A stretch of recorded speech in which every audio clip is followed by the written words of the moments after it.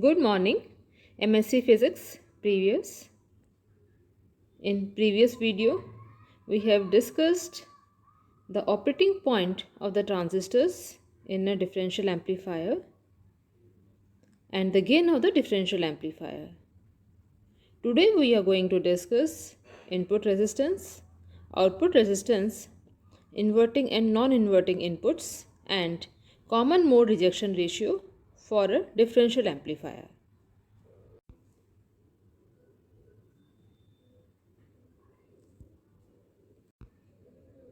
The operating point of the transistors, as we have determined in our previous video, are written here. IE is equal to IC is equal to VEE minus VBE divided by 2RE, and VCE is equal to VCC plus VBE minus ICRC. Here VEE and VCC are supply voltages. VB is base emitter voltage, RE is the emitter resistance, RC is the collector resistance, and IC is collector current. The operating point has been determined in DC conditions. In AC analysis, we have determined the emitter currents of the two transistors, and they can be written as IE1 is equal to RE plus RE V input 1 minus RE V input 2 divided by RE plus RE square minus RE square, and IE2 is equal to RE plus RE V input 2 minus RE V input 1 divided by RE plus RE square minus RE square. Here V input 1 is written as V1 and V input 2 is written as V2. The output voltage VO is given by VC2 minus VC1. This is equal to minus RC IC2 minus RC IC1 is equal to RC IC1 minus IC2. And since IC is almost equal to IE, we can write VO is equal to RC IE1 minus IE2. Now substituting the values of IE1 and IE2, we have determined the output voltage as VO is equal to RC upon RE V1 minus V2. V1 minus V2 is differential input voltage and can be written as VD. So VD is equal to V1 minus V2, and differential gain of the differential amplifier can be written as AD. This is equal to VO upon VD, and from the above equation it is equal to RC upon RE.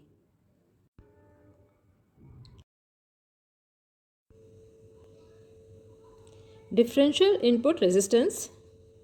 Differential input resistance is defined as the equivalent resistance that would be measured at either input terminal with the other terminal grounded. It means to determine the input resistance RA1 at the input signal source V1, the signal source V2 should be set at 0. Similarly, the input signal source V1 should be set to 0 to determine the input resistance RI2 at the input signal source V2. Resistance R input 1 and R input 2 can be ignored because they are very small. So RI1 can be written as V1 divided by IB1 when V2 is equal to 0. IB1 is almost equal to IB1 divided by beta AC. So RI1 is equal to V1 divided by IE1 upon beta AC when V2 is equal to 0. Now we will substitute the value of IE1 as we have calculated earlier.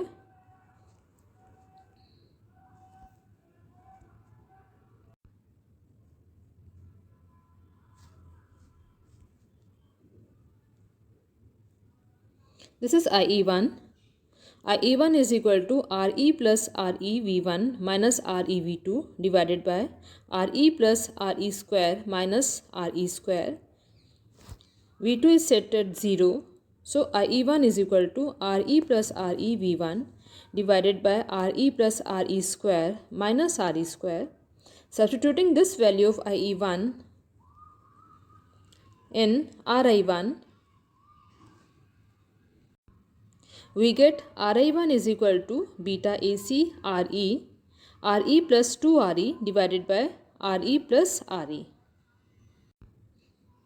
Since RE emitter resistance is much greater than small re, which is base emitter junction resistance, we can write Re plus 2Re is almost equal to 2Re, and Re plus Re is almost equal to Re. Then Ri1 is equal to 2 beta AC Re. Similarly, Ri2 can be determined in the same way. Ri2 can be written as V2 divided by Ib2 when V1 is equal to 0. Substituting the value of Ib2, we can write Ri2 is equal to V2 divided by Ie2 oblique beta AC when V1 is equal to 0. Where substituting the value of Ie2 in this expression, Ri2 comes at 2 beta Re. The Ri2 is same for both the input terminals. Since both the transistors are exactly identical and all the resistances are same for the two branches, hence Ri1 is equal to Ri2.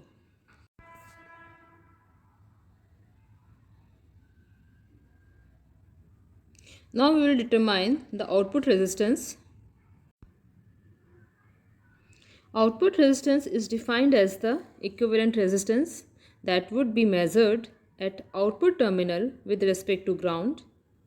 Therefore, the output resistance RO1 measured between collector C1 and ground is equal to the collector resistance RC.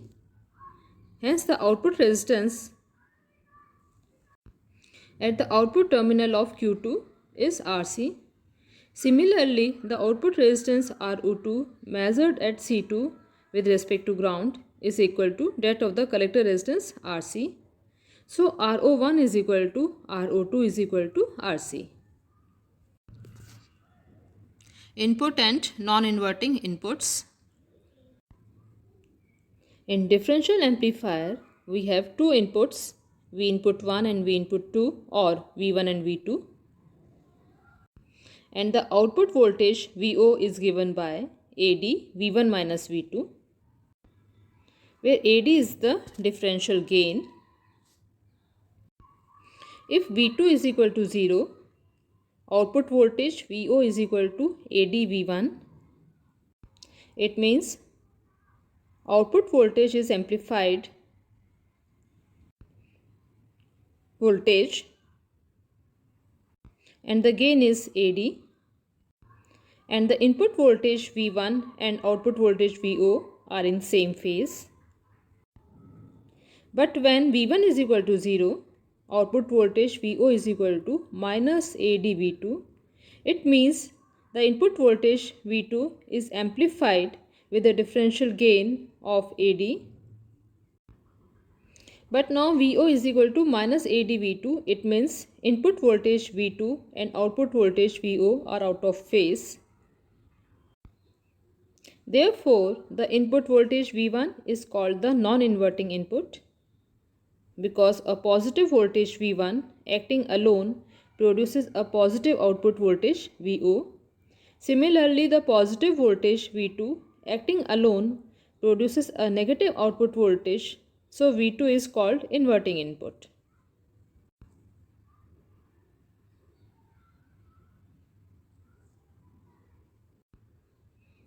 Hence, the base terminal B1 is called the non-inverting input terminal, and the base terminal B2 is called the inverting input terminal.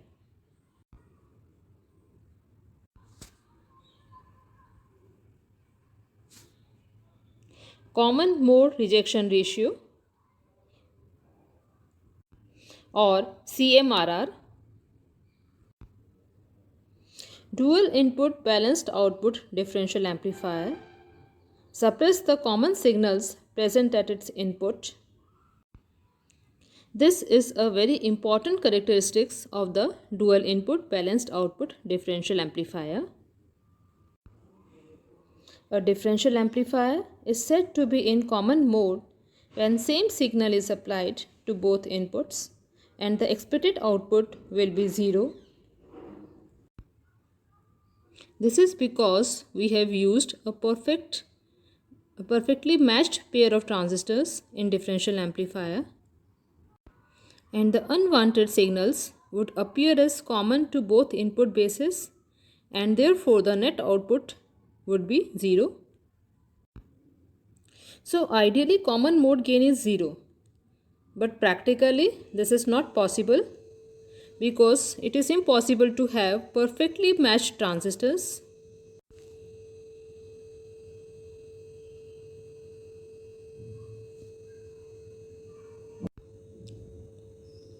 So the practical effectiveness of rejecting the common signal depends on the degree of matching between the two common emitter stages forming the differential amplifier.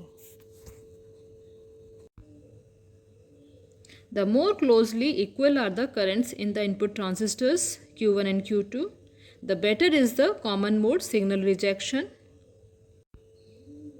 And when the same voltage is applied to both input terminals of a differential amplifier, the differential amplifier is said to operate in the common mode configuration. In the diagram, we can see that a common mode signal V input 1 is applied to the differential amplifier.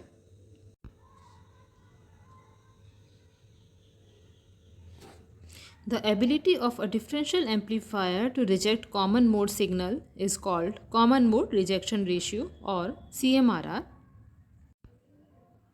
So CMRR is the ratio of differential gain AD to the common mode gain AC. So CMRR is equal to AD oblique AC.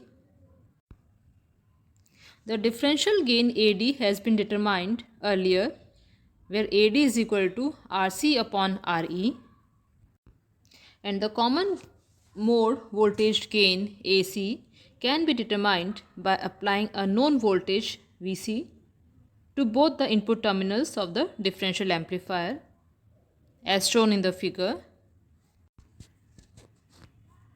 In this configuration, we can measure the output voltage, and the ratio of this output voltage to the input voltage gives us the common mode voltage gain AC.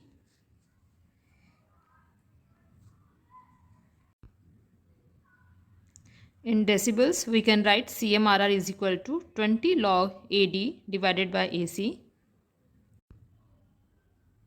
Ideally, we expect AC to be 0. It means ideally the CMRR of a differential amplifier should be equal to infinity. Hence, we should always use a differential amplifier with higher CMRR, since this amplifier is better able to reject common mode signals. So higher the CMRR, better is the differential amplifier. Thank you.